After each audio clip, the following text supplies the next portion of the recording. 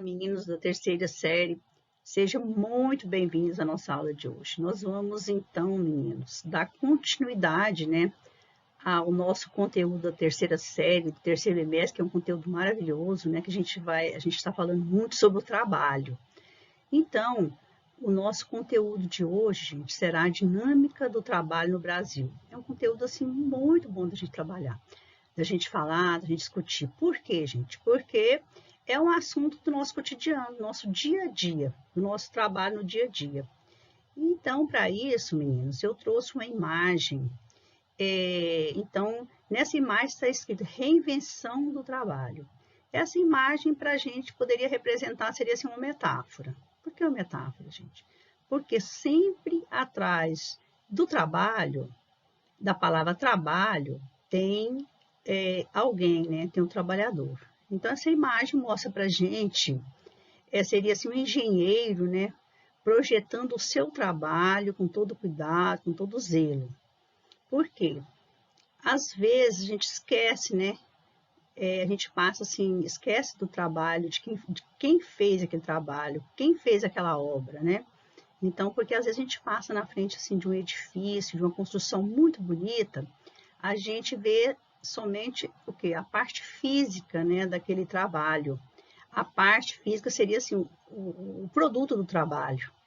E seria a parte física assim, representando o capital, o capitalismo que foi empregado naquele trabalho.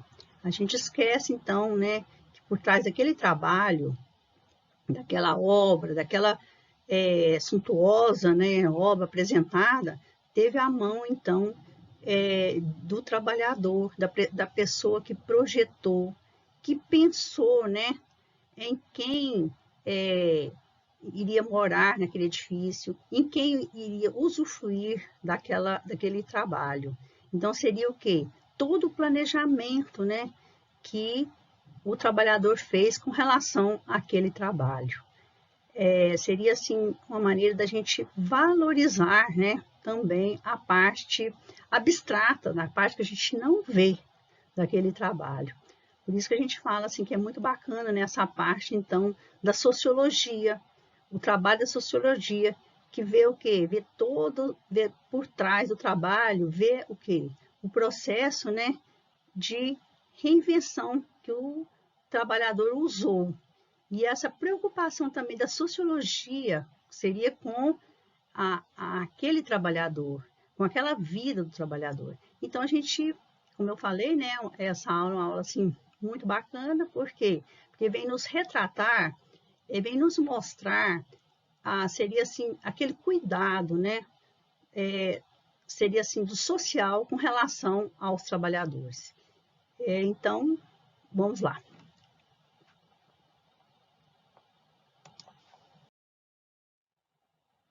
Bom, gente, então, continuando a nossa aula, nós vamos ver que o trabalho tem mudado muito ao longo do tempo, especialmente no que se refere aos direitos dos trabalhadores e as condições de trabalho ao longo de inúmeras lutas e situações em que geralmente se enfrentavam trabalhadores e patrões. Então, vamos ver que nós, trabalhadores, temos conquistado progressivamente um conjunto de direitos que garantem as condições de contratação igualitária para todo mundo, de acordo com sua categoria profissional. Essas condições compreendem termos de pagamento, espaço apropriado para a realização do trabalho, a ilegalidade do trabalho infantil e também a quantidade de horas, as férias pagas, salários, previdência, entre outras coisas. Bom, gente, continuando, nós vamos ver, como nós estamos falando do trabalho no Brasil, nós vamos ver qual é o nosso amparo de trabalhador pela nossa Constituição Federal de 1988, que é a última Constituição que está em vigor no Brasil. Então, aqui, eu coloquei para vocês um preâmbulo, que vai falar sobre o artigo 7º, que trata, então, do amparo aos trabalhadores. Então, o preâmbulo fala o seguinte: nós, representantes do povo brasileiro, reunidos em Assembleia Nacional Constituinte, para instituir um Estado democrático, destinado a assegurar o exercício dos direitos sociais e individuais, como liberdade, segurança, bem-estar, desenvolvimento, igualdade, justiça, como valores supremos de uma sociedade fraterna, pluralista e sem preconceitos, fundada na harmonia social e comprometida na ordem interna e internacional, com a solução pacífica das controvérsias, promulgamos sob a proteção de Deus a seguinte Constituição da República Federativa do Brasil. Então, gente, eu trouxe para vocês o artigo que fala sobre os direitos dos trabalhadores, que é o artigo 7º. Esse artigo, então, eu trouxe para vocês 4 parágrafos, para ilustrar um pouquinho, né, o que fala, né, tem vários parágrafos que falam sobre os direitos dos trabalhadores. Então, no 7º parágrafo, relata o seguinte, né, que são direitos dos trabalhadores urbanos e rurais, além de outros que visem a melhoria de sua condição social. Então, no parágrafo 1º, vem falar sobre a relação de empregado protegida contra despedida arbitrária ou sem justa causa, nos termos de lei complementar, que preverá indenização compensatória, dentre outros direitos do trabalhador. O parágrafo 2 vem falar sobre seguro-desemprego, em caso de desemprego involuntário. O 3º parágrafo fala sobre o fundo de garantia do tempo de serviço. E no parágrafo 22º, né, então fala da redução dos riscos inerentes ao trabalho, por meio de normas de saúde, higiene e segurança. Então, são apenas 4 parágrafos. Depois vocês poderão entrar, pegar a Constituição, né, que é a nossa Carta Magna, e ler os outros parágrafos também para vocês terem ciência, né, dos direitos nossos como trabalhadores. Bom, gente, então, esses direitos, eles são assim tão inerentes a gente, que também, né, a Organização Internacional do Trabalho, ela também faz uma declaração, né, da exigência que essa Organização Internacional do Trabalho faz com relação ao trabalhador. Então, essa exigência está no artigo 23 da Organização Internacional do Trabalho. Então, relata o seguinte, deixando claro que toda pessoa tem direito ao trabalho, à livre escolha do trabalho, às condições equitativas e satisfatórias de trabalho e à proteção contra o desemprego.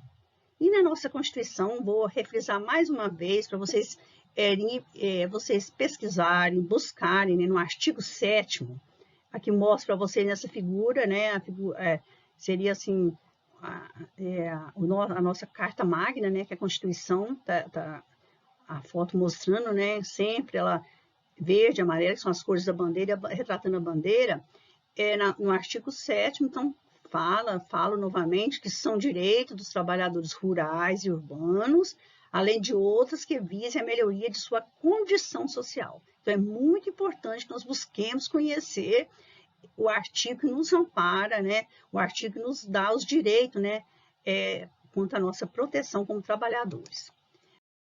Bom, gente, aqui eu trouxe para vocês também algumas fotos, né, imagem que mostra que a nossa Constituição tem incorporado os direitos dos trabalhadores como lei suprema, aquela que deve ser respeitada acima de todas as leis, de todas as coisas. Mas isto também, meninos, não quer dizer que em todas as partes do Brasil esses direitos são efetivamente respeitados e nem as condições sejam as melhores como está escrito na lei. Então, em 2018, foram registrados no Brasil, gente, 230 ocorrências de trabalho escravo em 19 estados, dos 20 estados que fazem parte, né, da Federação do Brasil. Bom, gente, outra coisa aqui que eu quero deixar para vocês então, eu colhi algumas informações com relação ao que nós estamos passando hoje com relação ao trabalho.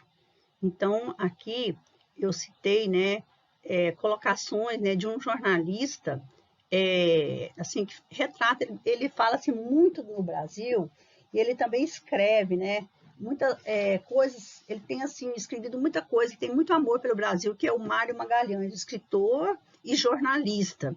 E também ele é repórter. Ele escreveu um livro muito importante, né, que foi editado no Brasil, que chama Lutas e Lágrimas. Então, aqui, ele faz o Mário Magalhães, esse jornalista, ele faz algumas ponderações de como nós estamos vivendo hoje esse período de pandemia no Brasil e no mundo. Então, ele fala o seguinte, que a Organização Internacional do Trabalho vem fazendo esforços para monitorar os efeitos da pandemia de Covid-19 no mundo do trabalho. A Organização Internacional do Trabalho contextualiza a realidade de emprego e da renda na conjuntura da crise, com especial atenção às formas de inserção dos trabalhadores no mercado de trabalho, bem como chama a atenção para a necessidade de se criar uma sistemática de monitoramento das medidas implementadas. Então, esse jornalista, ele retratou o seguinte, que existe 61 milhões de trabalhadores em risco de prejuízos econômicos por causa dessa pandemia. No Brasil, está representado por 66% do total de pessoas que correm o risco, então, de perder empregos, de estar com prejuízo com relação à sua realidade de trabalho. Então, está retratado aqui nessa imagem, depois vocês podem abrir e ver direitinho o que fala. Depois, ele também, Mário Magalhães, fala, então, nessa imagem vocês podem abrir e olhar direitinho quais são as perdas de trabalho por categorias. Isso aqui já é no Brasil, gente. Então, as categorias informais são os empregos que não têm carteira de trabalho assinada, que não têm aquele amparo legal da lei. Então, as categorias informais foram as que mais sofreram perdas, tanto em postos de trabalho quanto em rendas provenientes do trabalho. Porém, também os segmentos formais do setor privado também apresentam reduções expressivas, embora possuam acesso ao seguro-desemprego, a renda resposta pelo benefício é temporária e não se iguala ao valor do salário perdido. Seria assim, a pessoa perdeu o emprego, não tem aquela segurança, né, de ser respaldado, então, por aquele salário que ela iria receber no final do mês. Então, aqui, por favor, depois vocês observem com bastante atenção essa imagem que eu coloquei para vocês, né? Seriam quais os postos que está perdendo maior em termos de categoria. Bom, gente, então, pensando nisso, né, Mário Magalhães fala, então, que o nosso presidente, as nossas autoridades, né, também tem feito alguma coisa com relação seria assim, a tirar um pouco esse impacto, né, da pandemia no mercado de trabalho. E o que eles criaram? A medida compensatória que foi criada, segundo Mário Magalhães, então, foi a agregação, né, desse benefício, né, no salário do trabalhador. Então, ele fala o seguinte, que o valor agregado do benefício no período subsequente da pandemia representa um acréscimo de nada menos que 36,2% à massa de todos os rendimentos provenientes do trabalho no país. Então, aí ele faz um alerta também, que os trabalhadores que recebem esse benefício devem direcionar seus gastos com mais foco. Pode ser uma estratégia assim, de meio termo, para enfrentamento dos próximos meses. Seria o quê? Seria, assim, um benefício que está ajudando, né, as pessoas de baixa renda, mas que não seria, assim, uma ajuda total, não traria, de qualquer maneira, não vai amenizar totalmente a crise, né, desse impacto dessa pandemia no mercado de trabalho. Seria assim, apenas uma medida compensatória. Então, era isso que eu queria falar para vocês. E também eu passei um texto que a gente fala, né, na nossa aula, eu gostaria que vocês lessem e depois a gente comentasse na nossa aula, né, no grupo da terceira série de Sociologia. Qualquer coisa, estou à disposição de vocês e boa aula para vocês. Qualquer coisa, formula as questões, as perguntas também, nós vamos fazer correções, então, posteriormente dessa aula, né. Então, bons estudos para vocês, meninos. Fiquem com Deus. Até logo.